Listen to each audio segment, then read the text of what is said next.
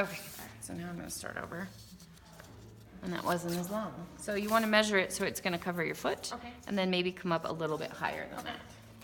So don't do what I did that time.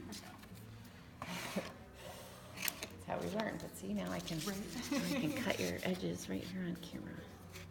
Ta-da, I can double that. Usually 2 layers, it depends on the scissors. Okay. You can cut corners at the same time. Oh. Okay, and then you pull up a little bit like this.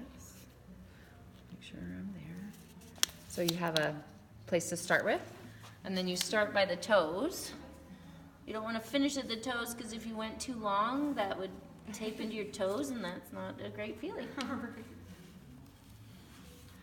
And then you follow it up your foot, like such. If you ever want to, help it turn, you can kind of help it turn a bit. Take this so you can see better. So here's where it gets tricky is you want to pull it and stretch it a little bit so it rounds around these corners better.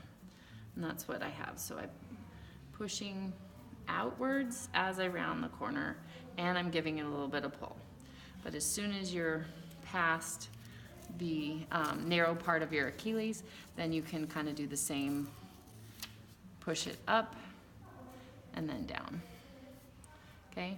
It's the ends that you don't want too much tension on here. And then we're gonna go, did we do closer to the heel or closer to the toe box or right in the middle? Closer to the heel.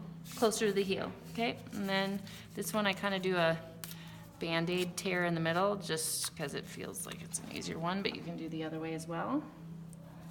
Right on the heel. Same thing, no tension on the ends. And it does not matter that it was not super perfectly even on either side. It's just in the right spot.